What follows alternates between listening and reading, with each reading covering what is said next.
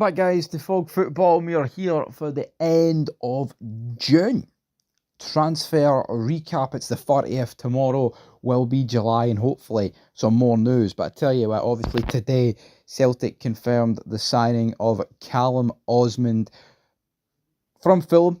And we've already talked about that in a separate video, but I thought I would talk about it as well again. Also in a separate video, I talked about the fact that it's been revealed today, maybe this got lost in translation or something, but Rangers have got 30% of any future selling to the Moroccan club they got Igamane from, which is shite, because if you sell him for 20 million, you're losing 6 million straight for the get-go.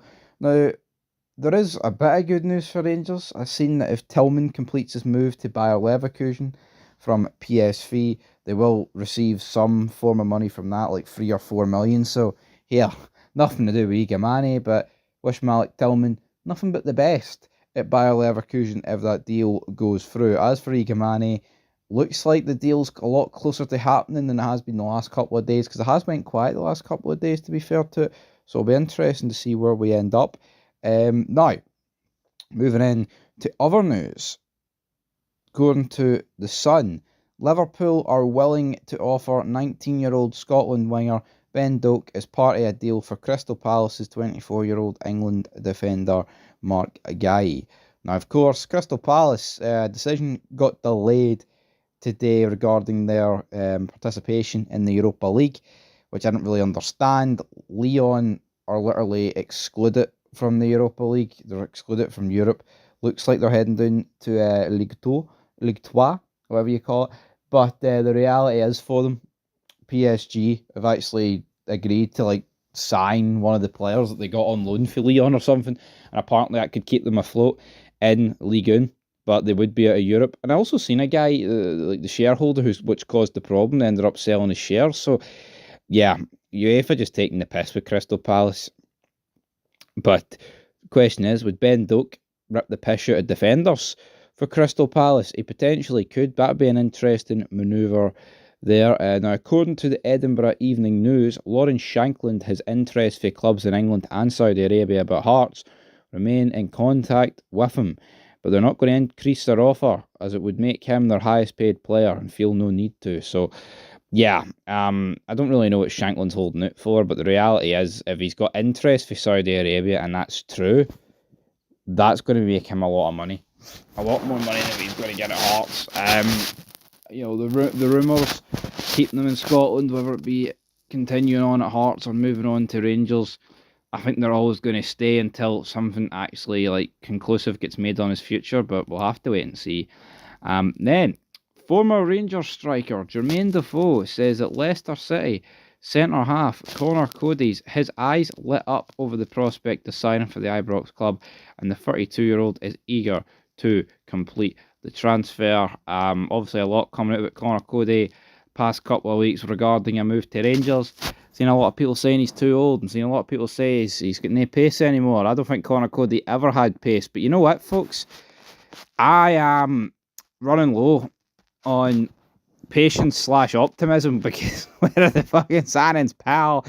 We need to bring them in. That is the bottom line. Make no mistake about it. Connor Cody, will he be lining up for Rangers against Club Brugge on Sunday in 6 days' time? Time will tell, but I mean, I'm not convinced.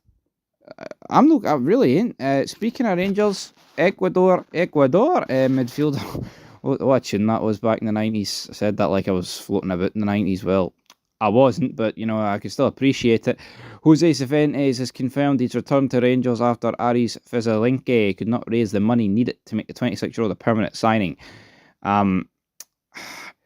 So it looked like it was going to be 3 million that Rangers wanted, but they're refusing to pay that. So yeah, tragic state of affairs. Now, apparently, Marko Nikolic has told Gazeta that he's plenty of forward options and his priority is a left-back. And he's the head coach at AEK Athens, so Dessers might not be happening. But he shook hands on a 30 grand a week deal. Rangers want to make profit on Dessers. You know what? See if we lost Igamane and sold Dessers. and signed them with two shite players that couldn't produce any good numbers, and we'd be stuck with them and Danilo. What a fucking disaster that would be. Could we be looking at a situation where we get rid of Igamane, bring in the Torsman or something, and have like the Torsman, Dessers, and Danilo? I mean, I'll admit, right? See, the past like 6 weeks, ever since it's been like transfer city, I have kind of been on an onslaught on Danilo. But the reality is, he's pish. Fucking come on, Danilo, son. Come on, honestly, sort it out. The Brazilian man, he needs to sort it out. He needs to get his Rangers career together, man. Prove to me and many other Rangers fans that you've got what it takes and that you're capable of doing something, son. Anyway, speaking of Brazilians, Rangers hope to beat Basel to the signature Brazilian midfielder Metinho after the Swiss club had an offer for a 22-year-old rejected following his loan spell from Troyes. Of course, spoke about this guy in the January transfer window, so it'll be interesting to see whether that goes ahead. Anyway, to wrap it up, that is your recap. I just want my team to sign more players, and, you know, we're into July in, an hour and 16 minutes. What's happening?